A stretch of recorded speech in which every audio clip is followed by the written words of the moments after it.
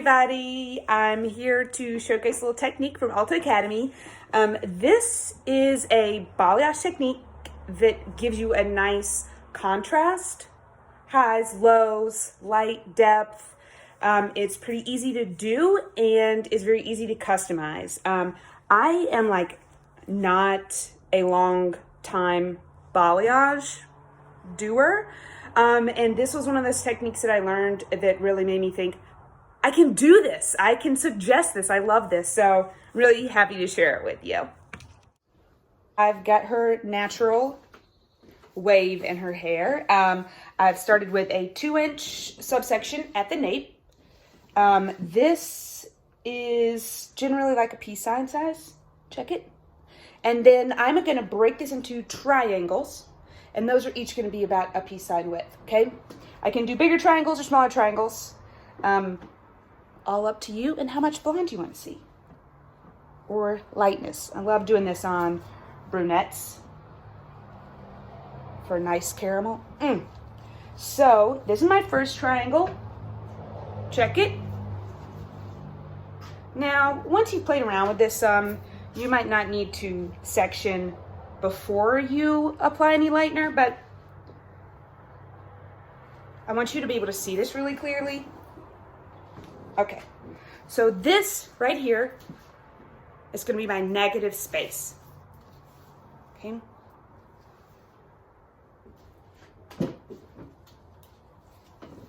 This is where I'm going to apply lightener. My trusty old pink brush. This is like an ugly at-home brush, but I love it. So I have got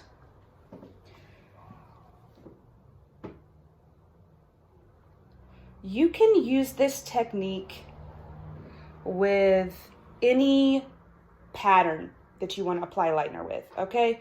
Like this technique is totally customizable.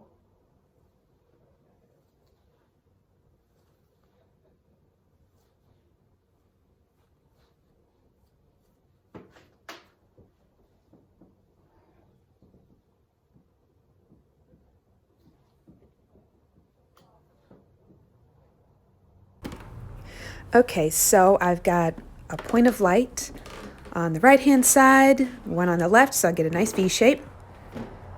Coming into the center, the mid-strand of the hair, and getting really good saturation on that surface with those parallel brush strokes. And then I really love to use the back of my hand. I sometimes use a paddle too, longer hair. I'm coming in with higher pressure here. It's like more intense. I cross-hatch the brush some to get really good saturation on the ends.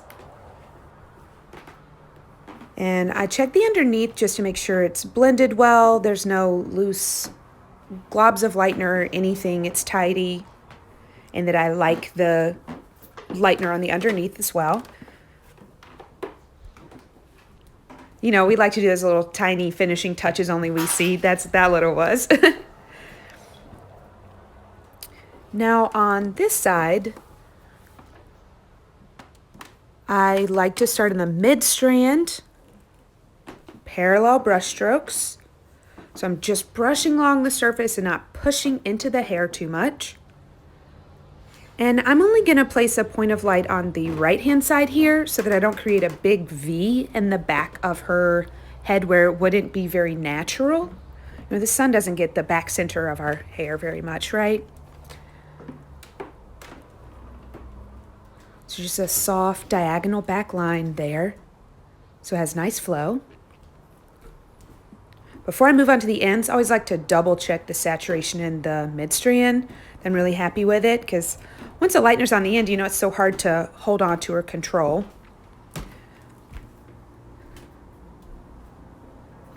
And with the increased pressure, I brush on either sides and then, of course, saturate the ends more.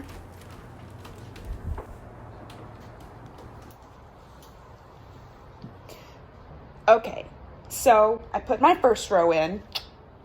Now I'm going in for the second row. Now, who has some issues getting a nice amount of depth back here? Yeah, me too. So I'm going to take a like 2.5 inch section here. check it. That looks okay.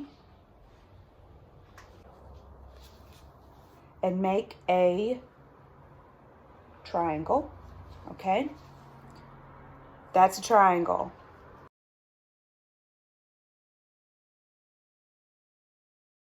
That's a triangle.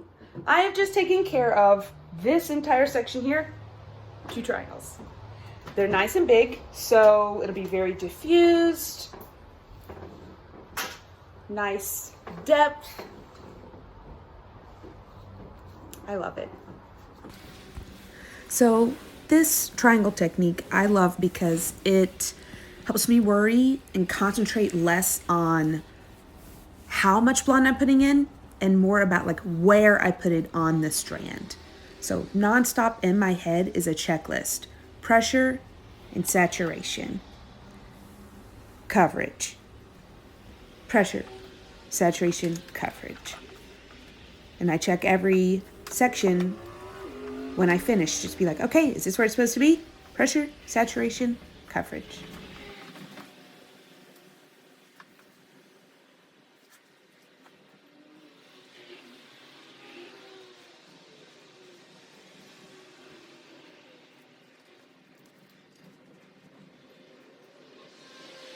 Check it out.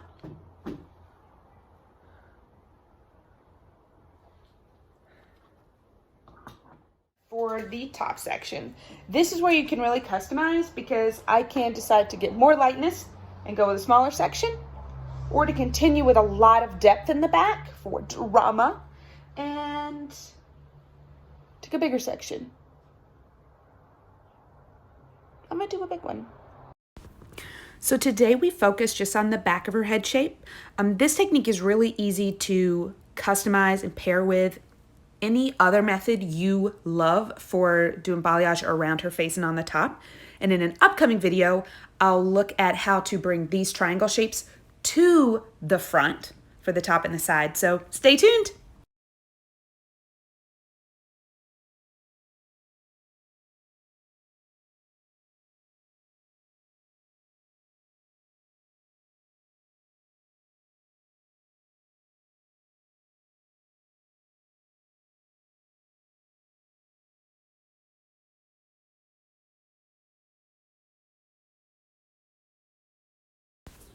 So as we move up the round of the head changes shape, right? So it changes what our elevation should be. A 45-degree elevation, like you see here, is really good general rule for balayage. It gives us enough elevation to give a softer result. And as I move up the shape of the head, I just like to double check in with my mirror, the camera in this case, and make sure I'm staying true to that 45 degrees. Okay, so now you have, in only 6 sections, added lightness and maintained depth in the entire back of her head. So I hope you found this practical. You want to practice it, play around with it. Baby powder and conditioner make for a pretty good lightener substitute. So since we're all on limited mannequin supply, enjoy it and look forward to the rest of this look in one of my upcoming videos. I will talk about the top and the sides.